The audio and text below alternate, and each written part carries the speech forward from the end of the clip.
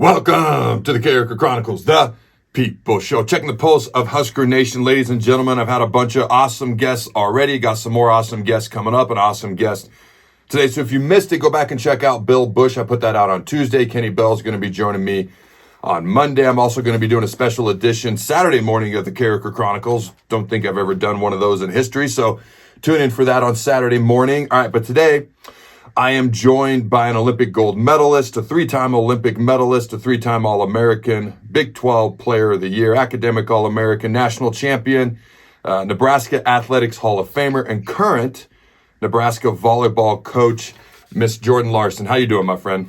I'm good. How are you? I'm doing good. And before I get my first question, I want to throw something out to the people. All right. If you just want to show some love for the Husker volleyball team, by the way, the number 2 team in the country, hit that like button. Now, you're from Hooper, Nebraska, and you played from 2005 to 2008 with the Huskers. You've had, obviously, a great career at Nebraska, a great career since. Now you're coaching.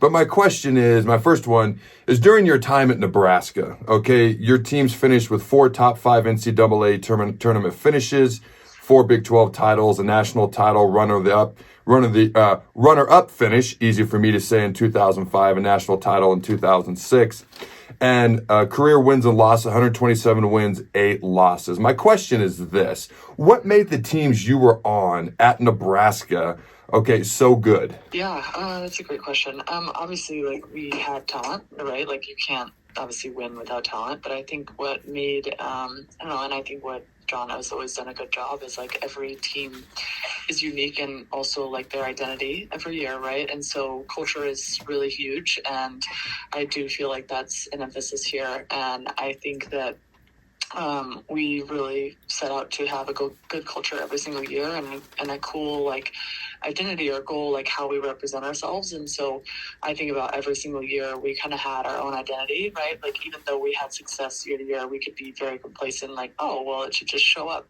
But I think reestablishing every year something new and something new to strive for. So I think also learning that, like, really set a tone for me professionally, and like how I can kind of create something more outside of just pure talent, right? Like, I think winning games isn't just based off talent.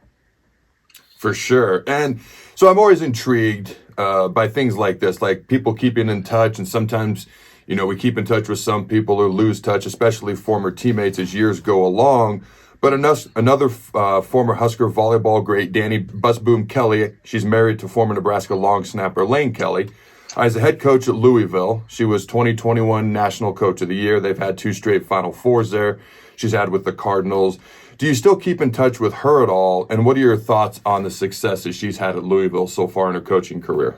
Yeah, we've, I mean, obviously, like, we had a pretty good relationship, going through college. I was only, I think, 2 years together with her, maybe actually 1 year. I don't, my memory doesn't serve me right, but I just always admire her as a player, and just, she was so gritty, and it doesn't surprise me the success that she's had at Louisville. And yeah, we've actually, I would say, like, I've always just watched from afar and tried to stay in touch. But like you said, like, when you're a head coach of the program, you have time to run the program, and not much outside of that. So, but yeah, the recent years reconnecting, and just obviously congratulating her on all the success so far, and just really proud of her. And obviously her story is incredible, right? Small town Nebraska as well, kid, and doing big things, and obviously doing big things in the volleyball world, right? And elevating female athletes. Like, it's awesome to see. And I will say that I'm a little jealous of her swag, and like the gear she's wearing half the time. I'm like, dang, I gotta step my game up. So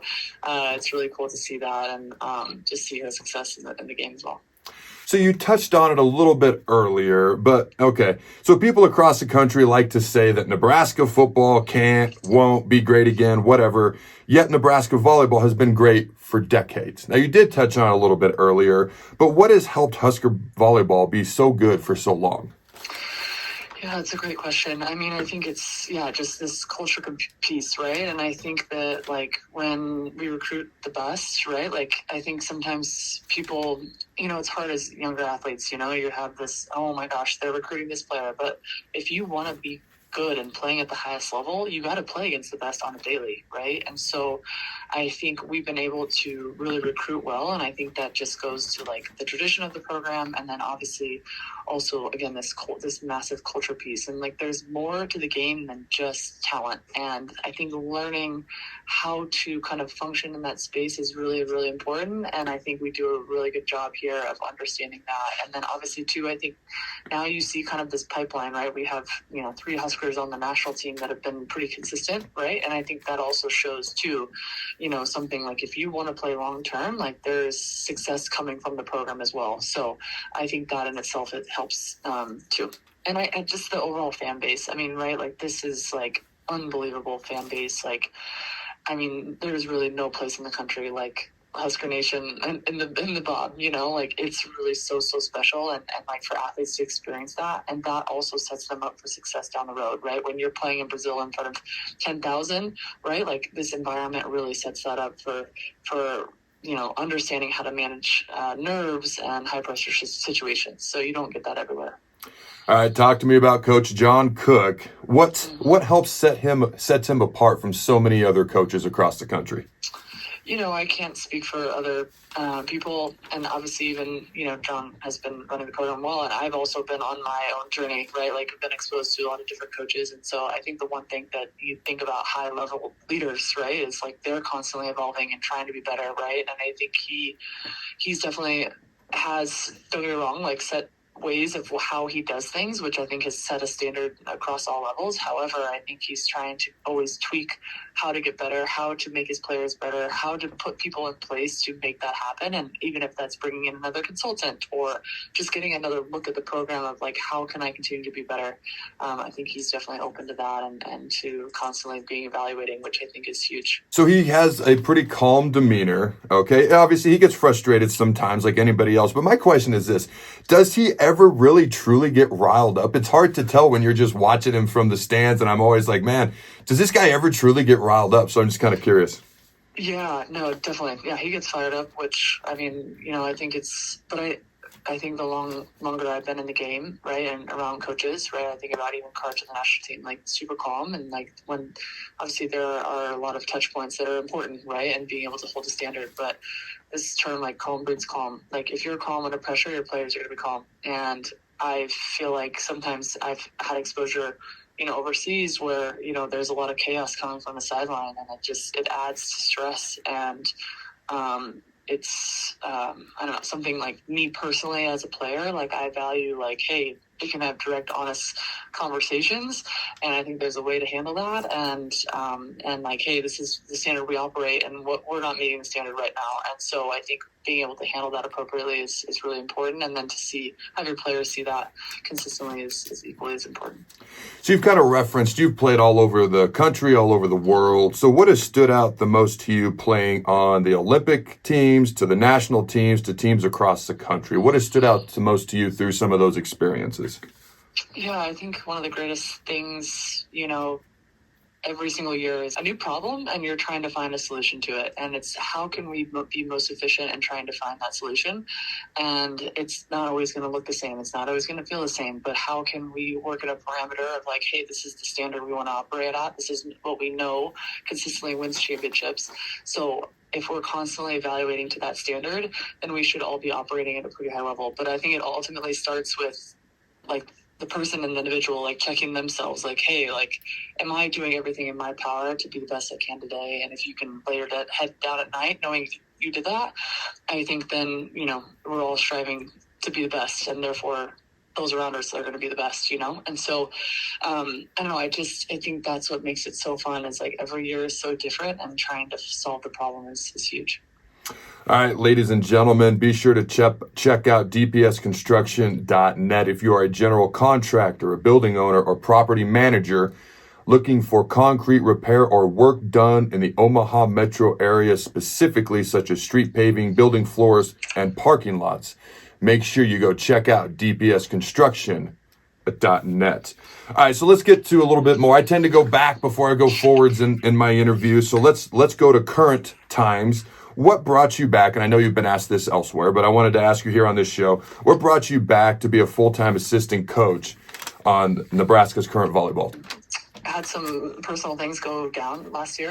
I was obviously at Texas for a little bit, and I think the ultimate goal was always to get into coaching, right? I feel like the sport has given me so much, and I feel like I've now seen the game at so many different levels, and I feel like I want to share what has been taught to me, and I love the game so much, and I want to be surrounded by it. And so I think for me it was a no-brainer, and the fact that John is allowing me to not only coach but continue to try to play is really really special, and something that I don't take for granted. And just to see, being around these girls and seeing their these little, their brains are going, and they're trying to fix little things here and there, and I love seeing the learning curve, right? And Yep. I think about myself as I was learning and failing and then trying to redo it again the next day. I love that environment, and I just love being around the sport. So I think just giving back is the main reason why I'm here. Now, this is a younger volleyball team. There's no seniors on this team. Yeah. What's it like having a younger team without any seniors like that? Yeah, I think they are just doing a great job of hey, but we say 137. When you think about the years that they have been playing, right? Club years, the experience, they have the experience, right? And leaning on that they've put in work.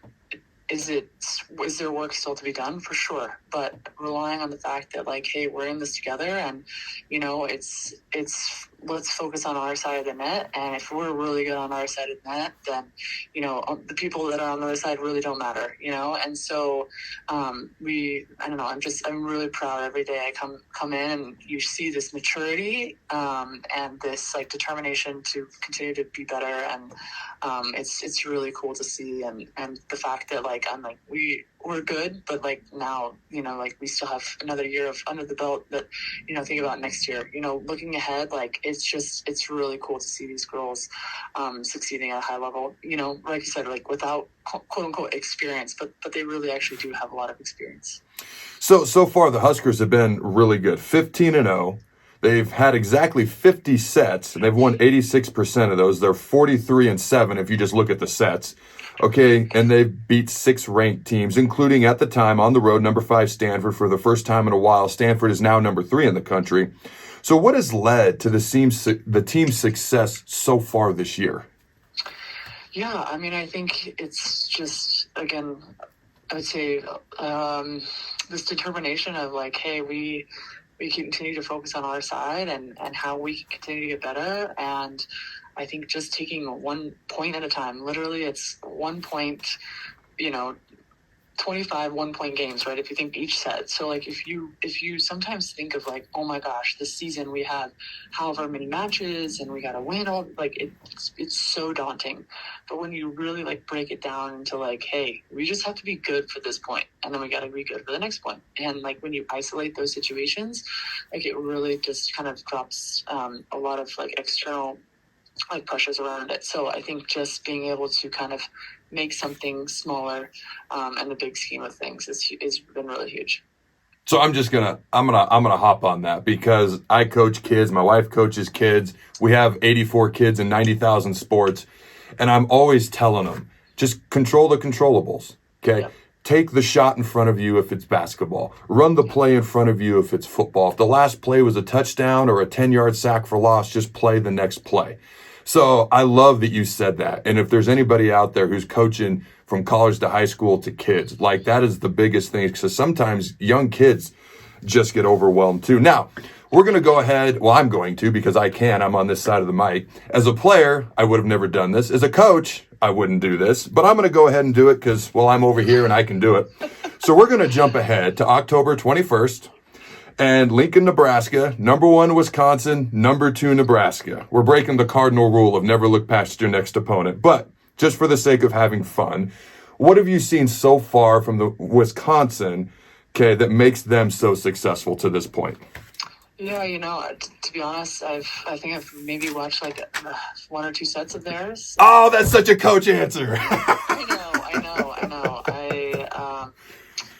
And I don't get me wrong, I watch a lot of volleyball, so it even shocks me that I haven't thought about it. But I think ultimately too, it's like you said, just we're trying to be as present as we can, right? We got Michigan State on Friday, and I think even as a player, right? I think even when we boil down to life, right? Like we often are so busy thinking ahead and what's to come.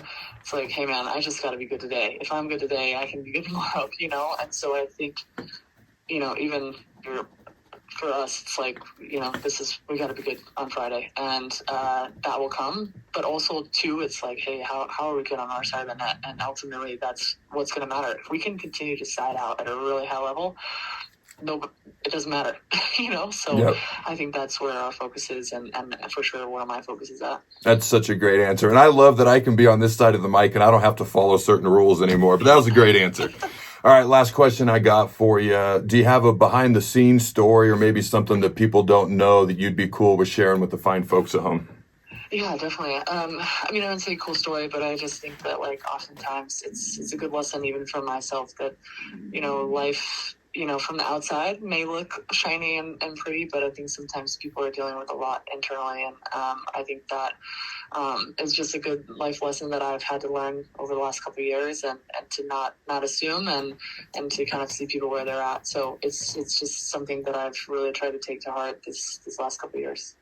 It's very true. You never know really what's going on in someone else's life. So I got a couple of questions for the fine folks at home before I let Jordan get out of here. All right, number one, will Nebraska, let me know in the comments below, will Nebraska end up at least in the Final Four this year when it comes to volleyball? Number two, will John Cook win at least one more national title before he retires? And number three, when someone calls us a volleyball school, does that make you proud of our volleyball team? I know it makes me very, very proud. And as always, ladies and gentlemen, you can check out CarrikerChronicles.com. It's just a fact. It's science. All your football hopes and dreams will come true if you go to the CarrikerChronicles.com. I want to thank Jordan for joining me. I appreciate her time. I know she's very busy. So until next time, Husker Nation, go Big Red, and always remember, Thrill the phones.